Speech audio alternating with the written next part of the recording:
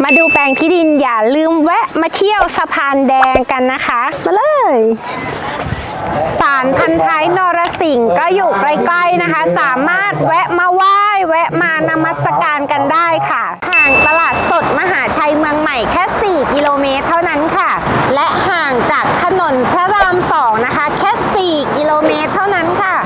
มาจากด้านหลังนะคะก็คือถนนพระราม2นะคะแล้วก็ตรงนี้นะคะวัดโสพนารามหรือว่าวัดบ้านขอมนะคะห่างจากแปลงที่ดินแค่500 เมตรเท่านั้นนะคะตั้งอยู่ตำบลโคกขามอำเภอเมืองจังหวัดสมุทรสาครค่ะที่ดินหมายเลข 1.3 สีชมพูนะคะสำหรับชุมชนค่ะใครเคยนั่งรถไฟผ่านวัดบ้านขอมนะคะสามารถมารีวิวให้ซาร่าฟังใต้คลิปนี้ได้เลยที่ดินสวยๆทำเลดีๆนะคะแปลงนี้เลย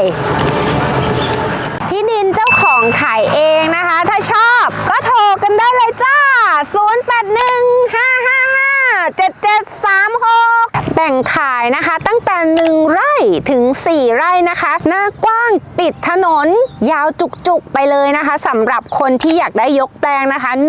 160 เมตรค่ะซึ่งที่ดินแปลงนี้นะคะรถพ่วงสามารถวิ่งผ่านได้เลยนะคะสภาพที่ดินตอนนี้นะคะก็ถมไว้แล้วนะคะสามารถเอารถมาเกรดปรับที่ดินนิดหน่อยนะคะสามารถใช้พื้นที่ได้เลยค่ะโฉนดครุฑแดงนส4 จอนะคะตอนนี้ปักหลักหมุดไว้ให้ชัดเจนเลยนะคะถ้าเกิดว่ามาดูที่ดินนะคะสามารถดูง่ายๆเลยมีการปักเสาไว้ล้อมรอบแปลงที่ดินเลยค่ะที่ดินเนื้อที่6 ไร่1 งาน24 ตารางวานะคะตั้งอยู่ถนนโสพนารามนะคะตำบลโคกขามอำเภอเมืองจังหวัดสมุทรสาครนะคะสำหรับที่ดินแปลงนี้เป็นโฉนดครุฑแดงนส4 จอจ้ะพื้นที่นะคะเป็นผังสีชมพูนะคะหน้ากว้างติดถนน160 เมตรค่ะใกล้สถานีรถไฟบ้านขอมนะคะแนวรถไฟฟ้าชานเมืองสายสีแดงนะคะใกล้ชุมชนตลาด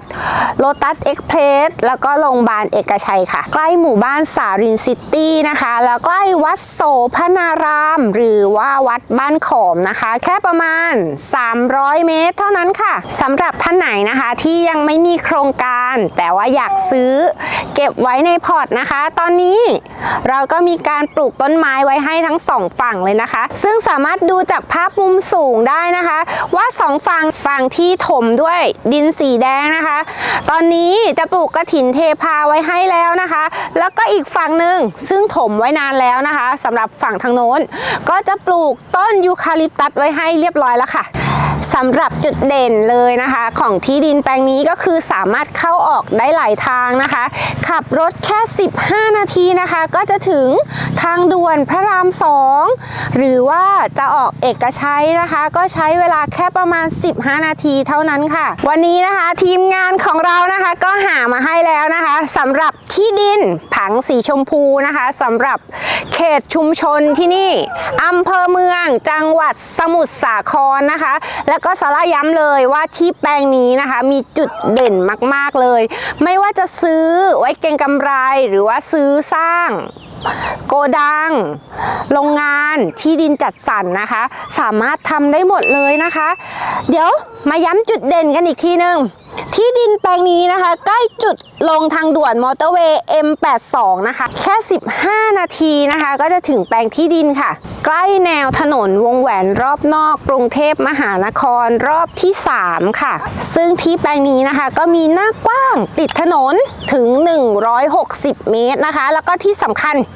แบ่งขายได้ด้วยนะคะเริ่มต้นที่1 ไร่ถึง4 ไร่ค่ะที่แปลงนี้นะคะก็ตั้งอยู่ในเขตชุมชนจริงๆเพื่อนบ้านมีแล้วนะคะเหมาะสำหรับทำโกดังทำโรงงานนะคะหรือทำเป็นสถานที่ที่อยู่อาศัยก็เหมาะนะคะสำหรับที่แปลงนี้แล้วก็ที่แปลงนี้จุดเด่นเลยก็คืออยู่ใกล้มอเตอร์เวย์นะคะ M85 ซึ่งถ้าสร้างเสร็จนะคะเสร็จเมื่อไหร่ราคาที่ดินแถวนี้นะคะก็จะดีดขึ้นแน่นอนสำหรับเพื่อนๆคนไหนนะคะที่อยากกำลังมองหาที่ดินเก็บไว้ในพอร์ตนะคะซาร่าแนะนำเลยแปลงนี้เป็นที่ดินที่มีอนาคตมากๆนะคะแล้วก็ถนนที่ตัดผ่าน ผ่านหน้าที่ดินนะคะรถพ่วง18ล้อสามารถวิ่งได้ด้วยค่ะและตอนนี้นะคะซาร่าก็อยู่บรรยากาศสดๆในแปลงที่ดินเลยนะคะต้นที่เราเห็นนะคะก็คือต้นกฐินเทพาซึ่งปลูกไว้ให้ทั้งแปลงเลยนะคะปลูกไว้ให้เรียบร้อยแล้วนะคะแล้วก็ที่แปลงนี้นะคะย้ำเลยว่าอยู่ใกล้วัดโสพนารามนะคะหรือว่าวัดบ้านขอมนะคะแค่300 เมตรเท่านั้นเดี๋ยวเราจะบินโดรนให้ดูนะคะว่าอยู่ใกล้ๆกันจริงๆเราสามารถบินโดรนพาไปชมได้เลยบรรยากาศในแปลงที่ดินนะคะตอนนี้เป็นไงเพื่อนๆอากาศดีนะคะแล้วก็ที่ถมไว้ให้แล้วนะคะไม่ต้องหนักใจเรื่องการถมที่ดินนะคะถ้าเกิดว่าใครสนใจนะคะสามารถติดต่อเจ้าของที่ดินนะคะตามเบอร์ที่ซาร่าขึ้นไว้ให้ด้านล่างนี้ได้เลยหรือว่าจะติดต่อทางอีเมลทางไลน์นะคะก็แล้วแต่สะดวกเลยถ้าเกิดว่าใครชอบที่ดินแบบนี้นะคะช่วยกด1เป็นกำลังใจให้ทีมพาดูที่ของซาร่าด้วยค่ะสำหรับราคารายละเอียดแล้วก็เงื่อนไขนะคะสามารถดูใต้คลิปนี้ได้เลยนะคะแค่กดคำอธิบายนะคะก็จะมีรายละเอียดของแปลงที่ดินแจ้งไว้ให้เพื่อนๆทราบนะคะหรือถ้าสนใจจริงๆสามารถติดต่อผ่านทีมพาดูที่ของเราได้นะคะสามารถอินบ็อกซ์มาหาซาร่าได้นะคะทาง Messenger หรือ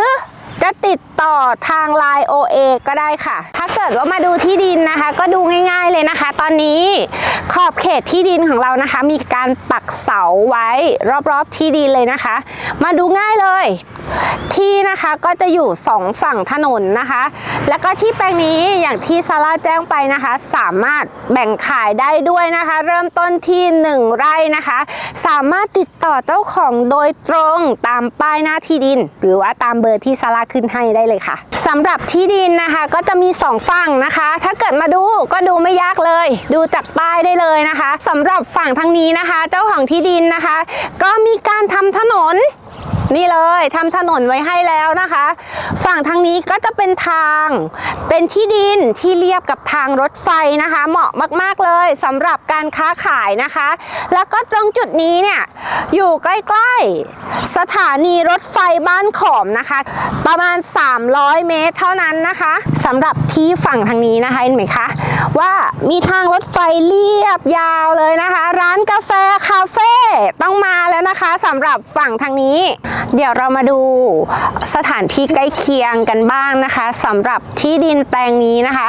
วัดโสพนารามหรือว่าวัดบ้านขอมนะคะอยู่ใกล้ๆแค่300 เมตรเท่านั้นค่ะแมคโครสมุทรสาครนะคะก็อยู่ใกล้ๆแค่2 กิโลเมตรค่ะพอตโตชิโนพระราม2นะคะก็อยู่ใกล้ๆแค่5 กิโลเมตรค่ะตลาดสดมหาชัยเมืองใหม่นะคะซึ่งเป็นจุดลงของมอเตอร์เวย์ M85 นะคะก็อยู่ใกล้ๆแปลงที่ดินแค่4 กิโลเมตรเท่านั้นนะคะทำไมตลาดมหาชัยถึงอยู่ห่างจากที่นี่4 กิโลเมตรนะคะเนื่องจากว่าที่ดินแปลงนี้สามารถเข้าออกได้หลายทางเลยนะคะอย่างที่ซาร่าแจ้งนะคะเราสามารถเข้าทางถนนเอกชัยที่จะเข้ามาเมืองสมุทรสาครเลยก็ได้นะคะหรือว่าเราจะขับตรงไปนะคะแล้วก็ไปอ้อมเข้าอีกทางหนึ่งก็ได้ค่ะหมู่บ้านมหาชัยเมืองใหม่นะคะก็อยู่ใกล้ๆแค่ประมาณ7 กิโลเมตรเท่านั้นเองค่ะยังไงฝากเลือกซาร่าด้วยนะคะฝากเลือกที่ดินแปลงนี้ด้วยตลาดสดลีลานะคะก็อยู่ใกล้ๆแค่6 กิโลเมตรค่ะนิคมอุตสาหกรรมสินสาครนะคะก็อยู่ใกล้ๆแค่7 กิโลเมตรค่ะเซ็นทรัลมหาชัยนะคะก็อยู่ใกล้ๆแค่6 กิโลเมตรจ้าและถ้าพูดถึงโรงพยาบาลนะคะแถวนี้นะคะโรงพยาบาลเอกชัยนะคะก็อยู่ใกล้ๆแค่4 กิโลเมตรเท่านั้นนะคะขับรถประมาณ5 นาทีก็ถึงนะคะหรือถ้าเกิดว่าท่านไหนอยากเข้าโรงพยาบาลอินเตอร์เนชั่นแนลนะคะอย่างบางประกอบ9นะคะซึ่งอยู่ใกล้กับจุดขึ้นทางด่วนพระราม2นะคะก็อยู่ใกล้ๆแปลงที่ดินแค่28 กิโลเมตรเท่านั้นเซ็นทรัลพระราม2นะคะก็อยู่ใกล้ๆที่นี่นะคะแค่24 กิโลเมตรเท่านั้นนะคะโรงพยาบาลนครทน23 กิโลค่ะเห็นไหมคะว่าที่ดินแปลงนี้นะคะอยู่ใกล้ๆใจกลางเมืองมากๆเลยนะคะสำหรับท่านไหน ที่มีลูกหลานนะคะ เรียนอยู่แถวบางบอนเอกชัยหรือว่าเรียนอยู่โซนในเมืองนะคะ ก็ไม่ต้องกังวลเรื่องการเดินทางนะคะ เพราะว่าการเดินทางของเราอย่างที่แจ้งเลยค่ะเส้นนี้มีมอเตอร์เวย์ M85 นะคะที่กำลังจะสร้างเสร็จนะคะ เส้นทางนะคะก็จะสะดวกสบายมากขึ้นแล้วก็เดินทางง่ายๆเลยนะคะสำหรับคนไหนนะคะที่อยากลงทุนกับที่ดินแปลงนี้นะคะ ROI ปีละ 100% นะคะเพิ่มขึ้นแน่นอนค่ะถ้าเกิดว่าเพื่อนๆคนไหนนะคะมาดูที่ดินแปลงนี้แล้วอาจจะอยากมีตัวเลือกนะคะเราก็มีอีกแปลงหนึ่งนะคะซึ่งอยู่ใกล้ๆที่ดินแปลงนี้นะคะหรือถ้าเกิดว่าสนใจโทรหาเจ้าของได้เลยนะคะ0815557736ค่ะบ๊ายบายดูมาถึงตรงนี้แล้วไม่ต้องรีบโทรกันนะคะเพราะว่าเดี๋ยวสายซ้อนนะคะหยอกนะคะถ้าเกิดว่าสนใจรีบโทรเข้ามาได้เลยค่ะสำหรับชีวิตทุกวันนี้นะคะเป็นพิธีกรอสังหานะคะเป็นได้นิดหน่อยนะคะแต่ชีวิตจริงนะคะเป็นนักเต้นงานบวชค่ะ